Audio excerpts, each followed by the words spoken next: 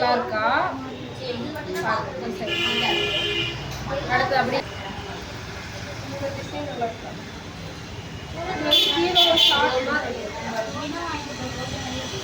எந்த டிசைன் நல்லா இருக்கு அப்படின்னு. ஓகே,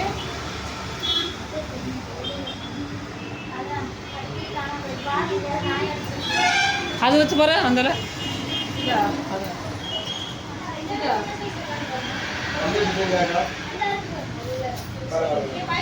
சும்மா அப்படி வச்சு கழுத்து